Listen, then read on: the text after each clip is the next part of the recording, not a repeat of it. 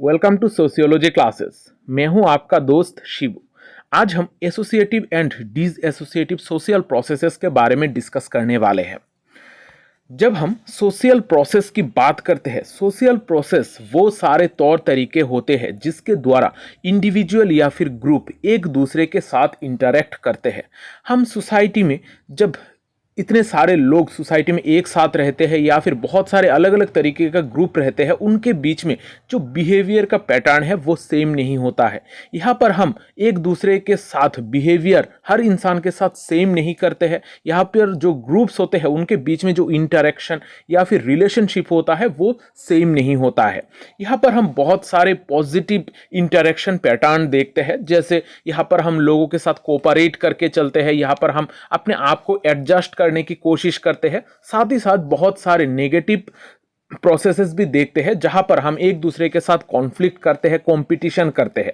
तो इस वजह से जो सोशल प्रोसेस है, सोशल प्रोसेस पॉजिटिव भी हो सकता है और नेगेटिव भी हो सकता है। यहाँ पर हमारा जो सोशल इंटरेक्शन का पैटर्न है उसको हम वक्त के साथ साथ मॉडिफाई करते हैं। हमारा जो बिहेवियर का पैटर्न है वो वक्त के साथ साथ बदलता जाता है। यहाँ पर कभी ये पॉजिटिव होता है तो कभी ये नेगेटिव होता है।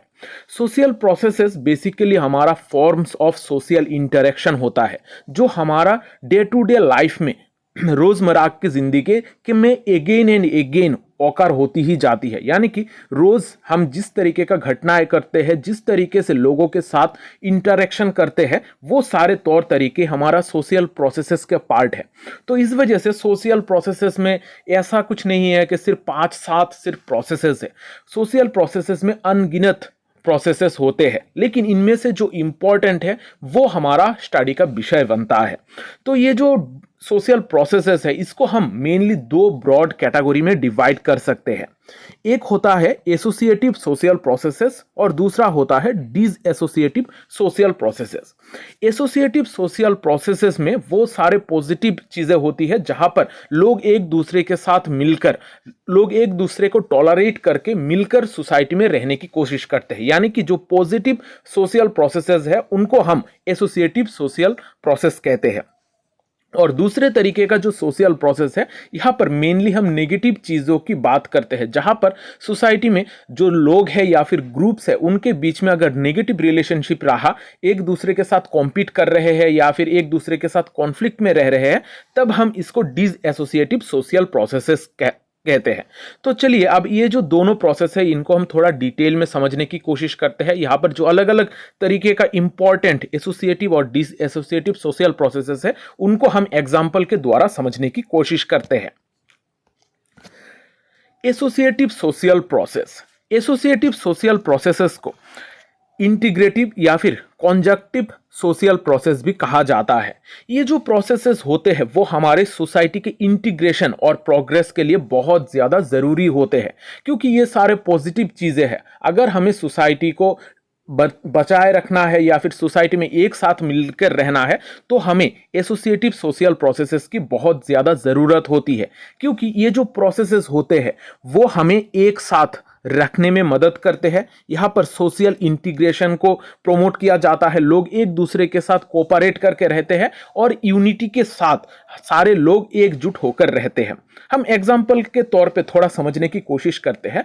हमारा जो इंडिया है, इंडिया में बहुत सारे अलग अलग कल्चर, रिलीजियन के लोग रहते हैं, लेकिन इसके बावजूद भी हम एक यूनिटी में रहते हैं। यानी कि यहाँ पर हमारा एसोसिएटिव सोशल प्रोसेसेस बहुत मायने रखता है। यहाँ पर हम एक दूसरे के साथ कोऑपरेट करते हैं, हम सोशल इंटीग्रेशन की तरह सोशल इंटीग्रेशन यूज करके यहाँ पर रहते हैं। यहाँ पर सारे लोग अगर एक दूसरे के कल्चर को ही बेहतर बनाने में कॉन्फ्लिक्ट में लगे रहे होते तो शायद सोसाइटी हमारा इतना बेहतर नहीं होता, हम एक दूसरे को टॉलरेट ही नहीं कर पाते।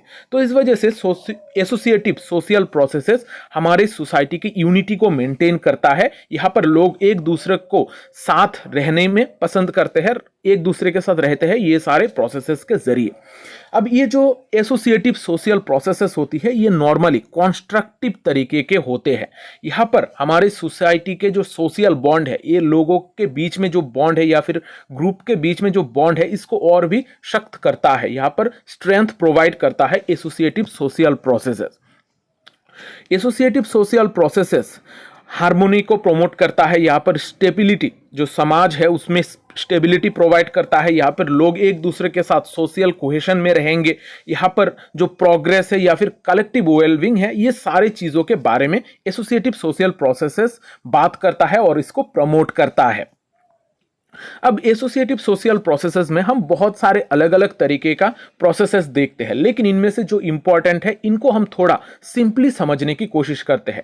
ये जो सारे प्रोसेसेस है, प्रोसेसेस के बारे में ऑलरेडी मैंने डिटेल क्लास करा के रखी है, वहां पर अलग अलग सोशल प्रोसेसेस, उनके टाइप्स, फंक्शंस, सारी चीजें डिस्कस करके रखी है। तो मैं यहाँ पर आपका वक्त जाया नहीं करूंगा, आप लोग वो क्लास जरूर देख लीजिएगा, वहां से आपको सारे डिटेल्स मिल जाएगी। यहाँ पर सिर्फ मैं जो एसोसिएटिव या फिर डिसएसोसिएटिव सोशल प्रोसेस है, इनके टाइप को थोड़ा समझाने की कोशिश करूंगा। जब हम types of associative social processes की बात करते हैं, बहुत सारे एसोसिएटिव प्रोसेसेस होते हैं, लेकिन इनमें से हम 4 को थोड़ा इंपॉर्टेंट मानते हैं। पहला है कोऑपरेशन। कोऑपरेशन जब इंडिविजुअल या फिर ग्रुप एक साथ मिलकर काम करता है। यहाँ पर अगर कोई ग्रुप या फिर इंडिविजुअल्स कोई एक कॉमन गोल को अचीव करने के लिए एक साथ मिलकर काम करते हैं, तब इसको हम कहते हैं कोऑपरेशन।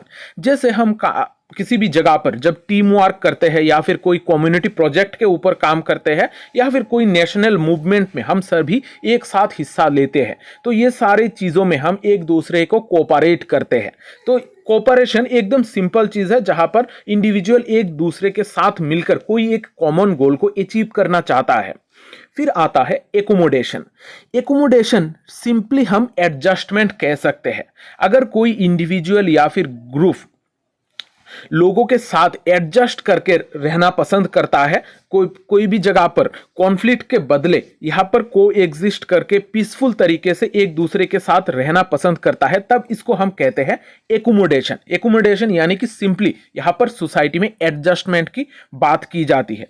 जैसे हम सोसाइटी में रहते हैं, यहाँ पर एक दूसरे के कल्चर को हम यहाँ पर टॉलरेट करते हैं, यहाँ पर हम नेगोशिएट करते हैं या फिर कॉम्प्रोमाइज करते हैं। कॉम्प्रोमाइज करके जब रहते हैं, ये हो जाता है हमारा एकोमोडेशन का पार्ट। अब ये जो एकोमोडेशन है, आप सिंपल इंडिया की ही बात ले लो। इंडिया में हम बहुत सारे कल्चरल डिफरेंस होने के बावजूद एक साथ घुल मिल कर रहते हैं। खास करके शहरों में आपको बहुत सारे अलग अलग डिफरेंट कल्चर और रिलीजन दिखेंगे, लेकिन फिर भी लोग पीसफुल वे में एक दूसरे के साथ रह रहे हैं। तो ये मेनली हमारा एकोमोडेशन का पार्ट होता है, जहां पर हम दूसरे जो लोग हैं, जो भी इंडिविजुअल है या फिर ग्रुप है, उनके साथ एडजस्ट करके रहते हैं। फिर थर्ड जो प्रोसेस है वो है एसिमिलेशन।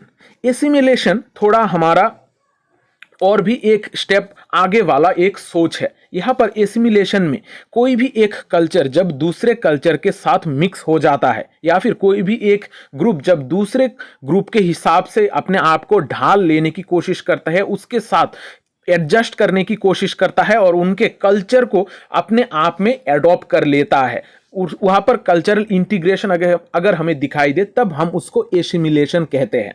तो एसिमिलेशन का प्रोसेस थोड़ा कॉम्प्लिकेटेड होता है, लेकिन यहां पर कोई भी एक ग्रुप बाकी जो दूसरा डोमिनेट ग्रुप है उसके कल्चर को एडॉप्ट करता है, तब इसको हम एसिमिलेशन कहते हैं। जैसे अगर हम माइग्रेंट्स की बात करें, जैसे इंडिया से बाहर के कंट्रीज में जाकर लोग रह रहे हैं, तो अगर कोई एक इंसान अमेरिका में जाकर रह रहा है, तो अमेरिका का जो कल्चर है, उसका जो तौर तरीका है, उनके जो लैंग्वेज है, उनको एडॉप्ट करेगा। तो उस वक्त पर उसका जो प्रोसेस होगा, उसका जो सोशल प्रोसेस होगा, वो होगा एसिमिलेशन। यानी कि वो अपने आप को खुद को दूसरे कल्चर के हिसाब से ढाल ले रहा है और उसके साथ इंटीग्रेट होने की कोशिश कर रहा है। फिर जो चौथा हमारा सोशल प्रोसेस है, एसोसिएटिव सोशल प्रोसेस है, वो है एकल्चरेशन। एकल्चरेशन में हम कल्चरल एक्सचेंज की बात करते हैं। यहाँ पर जो कल्चर है, एक ही जगह पर जो अलग अलग तरीके का कल्चर है, वो एक साथ एक दूसरे के साथ मिक्स हो जाते हैं। यहाँ पर कोई एक कल्चर का डिस्टिंक्ट आइडेंटिटी नहीं होता है। बहुत सारे कल्चर जब मिक्स होके एक साथ उसका एक नए तरीके का कल्चरल ट्रेट क्रिएट होता है, तब इसको हम कहते हैं एकल्चरेशन। जैसे हम आजकल के वक्त पर देखोगे, अगर आप रेस्टोरेंट वगैरह पे जाओगे तो आपको बहुत सारे तौर तरीके का खाना एक साथ मिलेगा, बहुत सारे कल्चर के खाना आपको उस रेस्टोरेंट में मिलेगा। और आप जब ऑर्डर करोगे सिर्फ अपना कल्चर का नहीं, दूसरे कल्चर का भी खाना आप ऑर्डर कर सकते हो, और ज्यादातर लोग इसी में आजकल विश्वास भी रख रहे हैं। तो यहां पर हम एकल्चरेशन का प्रोसेस देखते हैं, जैसे खाने वगैरह में हमारा जो चेंजेस है वो देखी जाती है, साथ ही साथ हमारा जो कल्चरल प्रैक्टिस है। आप देखोगे कि जो भी हिंदूज है वो अलग अलग स्टेट्स के जो मेन रिलीजियन है या फिर रिलीजियस जो बिलीव्स है उनको एक साथ मिक्सअप करके आज पूजा कर रहे हैं। जैसे अगर आप कोलकाता की बात ले लो तो कोलकाता में मेनली दुर्गा पूजा का यहां पर ज्यादा इंपॉर्टेंस था, लेकिन धीरे धीरे आजकल हम देखते हैं कि जो गणेश चतुर्थी है उसको भी कराया जाता है, उसको ऊपर भी जोर दिया जाता है, फिर क्रिसमस को भी पालन किया जाता है। तो इस तरीके से अलग अलग कल्चर को यहाँ पर एडॉप्ट किया जा रहा है। यहाँ पर जो ग्रुप्स है उनके बीच में कल्चरल एक्सचेंज हो रही है। तो यहाँ पर ये जो 4 प्रोसेस है इनको आपको डिफरेंशिएट करना आना जरूरी है, क्योंकि एग्जाम में बहुत बार शॉर्ट टाइप के जब क्वेश्चन बनती है तो यहाँ पर आपको आइडेंटिफाई करना जरूरी होता है। तो मैं फिर से इसको आपको समझाने की कोशिश करता हूं। जो कोऑपरेशन है, कोऑपरेशन में सिंपली लोग एक दूसरे के साथ कोऑपरेट करते हैं, लेकिन यहां पर कोई कल्चरल एक्सचेंज की बात नहीं आती है। फिर आता है एकोमोडेशन। एकोमोडेशन में कोई भी एक इंसान जाकर किसी एक जगह पर एडजस्ट करता है, कोई भी इंडिविजुअल या फिर ग्रुप यहां पर एडजस्ट करने की कोशिश करता है। यहां पर भी कल्चरल एक्सचेंज की कोई जरूरत नहीं होती है, यहां पर सिर्फ हम एक दूसरे को टॉलरेट कर रहे, इतना ही जरूरी है। फिर जब एसिमिलेशन की हम बात करते हैं, एसिमिलेशन में यहां पर कोई एक पर्टिकुलर ग्रुप दूसरे ग्रुप के कल्चर को एडॉप्ट करता है। तो यहां पर एसिमिलेशन में सिर्फ एक ग्रुप डोमिनेट ग्रुप के कल्चर को एडॉप्ट करता है। लेकिन जब हम एकल्चरेशन की बात करते हैं, यहां पर दोनों ग्रुप के कल्चर एक दूसरे के साथ एक्सचेंज होते हैं, यानी कि दोनों ग्रुप्स एक दूसरे के साथ इन्फ्लुएंस होते हैं, एक दूसरे के द्वारा इन्फ्लुएंस्ड होते हैं, और यहां पर कल्चरल एक्सचेंज हमें देखने को मिलता है। तो अब आशा करता हूं ये जो चारों टॉपिक है ये आप लोगों को समझ में आ गया है। अब हम देखते हैं डिसएसोसिएटिव सोशल प्रोसेसेस। डिसएसोसिएटिव सोशल प्रोसेसेस को डिसइंटीग्रेटिव या फिर डिसजंक्टिव सोशल प्रोसेस भी कहा जाता है। ये जो सोशल प्रोसेसेस होते हैं ये नॉर्मली इनको हम नेगेटिव सोशल प्रोसेसेस कहते हैं, जहां पर ग्रुप्स को या फिर इंडिविजुअल्स को सेपरेट किया जाता है। यहां पर हमारे जो ग्रुप्स है, सोसाइटी में जो ग्रुप्स रहते हैं या फिर इंडिविजुअल होते हैं, इनके बीच में हमें सेपरेशन देखने को मिलती है, इनके बीच में कॉन्फ्लिक्ट देखने को मिलता है, और सोसाइटी में बहुत सारे चेंजेस या फिर प्रॉब्लम्स भी हम यहां पर देख सकते हैं। तो ये जो डिसएसोसिएटिव सोशल प्रोसेसेस होती है ये नॉर्मली डिस्ट्रक्टिव इन नेचर होती है, और ये जो हमारे सोशल बॉन्ड होते हैं एक दूसरे के साथ जो लिंक होते हैं इसको बहुत ज्यादा वीक कर देते हैं, क्योंकि कॉन्फ्लिक्ट के जरिए या फिर कोई भी प्रॉब्लम अगर होती है दो ग्रुप्स के बीच में तो इसके वजह से हमारा सोसाइटी में जो बॉन्ड है, लोगों के बीच में जो रिलेशनशिप है वो धीरे धीरे वीक होता जाता है। ये जो डिसएसोसिएटिव सोशल प्रोसेसेस होते हैं वो हमारी ग्रोथ या फिर डेवलपमेंट को बहुत ज्यादा इफेक्ट करते हैं। यहां पर हमारा सोसाइटी में जो भी ग्रोथ या फिर डेवलपमेंट चल रहा होता है इसके वजह से डिसएसोसिएटिव सोशल प्रोसेसेस के वजह से वो सारी चीजें रुक जाती है। जैसे अगर आप दंगे की बात करो, अगर किसी भी कंट्री में दंगे होते हैं या फिर दो कंट्री के बीच में वार होता है तो इसके वजह से वो सारे जगहों पर डेवलपमेंट या फिर ग्रोथ रुक जाती है। तो इसके वजह से बहुत बार dissociative social processes negative role play करते हैं। और ये जो डिसएसोसिएटिव सोशल प्रोसेस है इसका एक फायदा भी है, ये हमारे सोसाइटी का जो स्टैग्नेशन है या फिर अगर कोई भी एक सोसाइटी सिर्फ एक जगह पर स्टेबल रह रहा है तो इसको चेंज करने में मदद करता है। अब यहां पर आप समझो कि कोई भी एक सोसाइटी हर तरीके से तौर तरीकों से परफेक्ट है, लोगों के बीच में कोई कन्फ्लिक्ट नहीं है, तो वो सोसाइटी क्या प्रोग्रेस करेगी? वहां पर क्या कोई चेंजेस आएगा? नहीं आएगा। तो इस वजह से डिसएसोसिएटिव सोशल प्रोसेसेस की भी जरूरत होती है। हम हमारे सोसाइटी में जो भी बदलाव देखते हैं, रिवॉल्यूशन देखते हैं, वो सारी चीजें किसी ना किसी कॉन्फ्लिक्ट के वजह से ही आई है। हम जो हमारे यहाँ पर इक्वलिटी को लेकर जो इतने प्रॉब्लम्स देखते हैं, यहाँ पर जो महिलाओं को इक्वलिटी मिला है, अलग अलग ग्रुप्स को जो इक्वलिटी मिला है, वो सारी चीजें किसी ना किसी रिवॉल्यूशन का पार्ट ही था। तो इस वजह से जो सोसाइटी स्टैग्नेंट है, इसको बदलने के लिए डिसएसोसिएटिव सोशल प्रोसेसेस की जरूरत होती है। अगर हम ये डिसएसोसिएटिव सोशल प्रोसेसेस को कॉन्स्ट्रक्टिवली यूज कर पाए तो इसके द्वारा हम सोसाइटी में चेंजेस ला सकते हैं, सोसाइटी में बेहतर इंप्रूवमेंट भी ला सकते हैं। यहाँ पर बहुत सारे नेगेटिव घटनाएं भी घटती है, यहाँ पर बहुत सारी इनइक्वलिटी, इनजस्टिस या फिर डिफरेंसेस भी होती है। डिसएसोसिएटिव सोशल प्रोसेसेस के वजह से सोसाइटी में प्रॉब्लम भी आ सकती है, लेकिन अगर हमें सोसाइटी को बदलना है, सोसाइटी को इंप्रूव करना है, तो यहाँ पर डिसएसोसिएटिव सोशल प्रोसेसेस की भी जरूरत है। जैसे कि हमने थोड़ी देर पहले बात की है कि एसोसिएटिव सोशल प्रोसेसेस हमारी सोसाइटी को इंटीग्रेट रखने में, जिस तरीके से वो सारी चीजें चल रही है उसी तरीके से चलने में मदद करता है, और डिसएसोसिएटिव सोशल प्रोसेसेस हमारी सोसाइटी के चेंजेस का कारण बनती है, यहाँ पर इंप्रूवमेंट का कारण बनती है। तो डिसएसोसिएटिव सोशल प्रोसेसेस में भी बहुत सारे प्रोसेसेस है, लेकिन इनमें से जो दो इंपॉर्टेंट टाइप्स है वो है कंपटीशन और कॉन्फ्लिक्ट।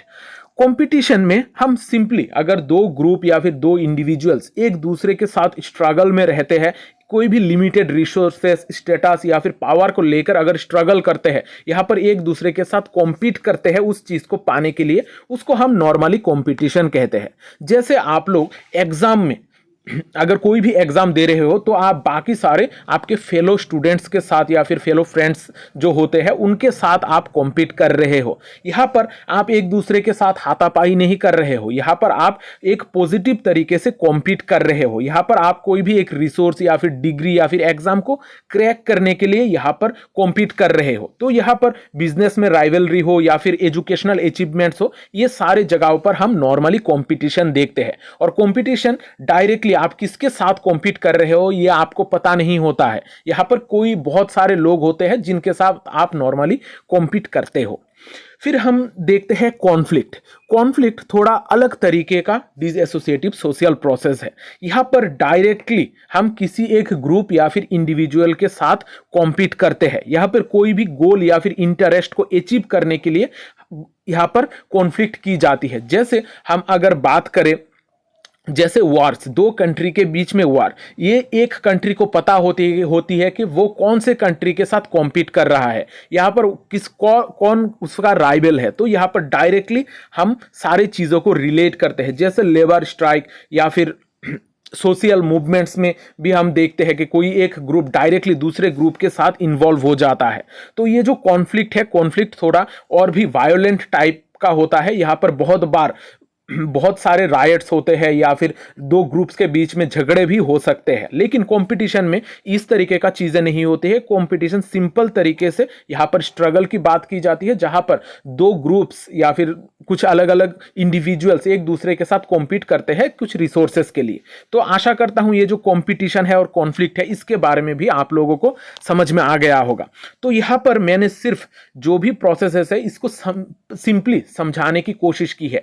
इनके रिगार्डिंग ऑलरेडी मैंने डिटेल क्लास करा के रखी है। अगर आपने वो क्लास नहीं देखी है तो उसको जरूर देख लीजिएगा। वहां पर मैंने अलग अलग तरीके का जो सोशल प्रोसेसेस है, cooperation, accommodation, assimilation, competition, conflict, ये सारी चीजों को इन डिटेल मैंने वहां पर कवर कराया है। वहां पर लगभग 50 मिनट का एक क्लास है जहां पर मैंने सारे चीजें, अलग अलग तरीके का टाइप, फंक्शन, सारे चीजें कवर करा के रखी है। अगर वो क्लास आपने नहीं देखी है तो वो क्लास जरूर देखिएगा, क्योंकि वो क्लास बहुत इंपॉर्टेंट है सोशल प्रोसेस को समझाने के लिए। क्योंकि मैंने इस वजह से ये जो क्लासेस को थोड़ा शॉर्ट रखा है, और ये जो सोशल प्रोसेसेस का क्लास है उसका लिंक मैं डिस्क्रिप्शन में दे दूंगा। आप लोग वहां से इस क्लास को जरूर देख लीजिएगा।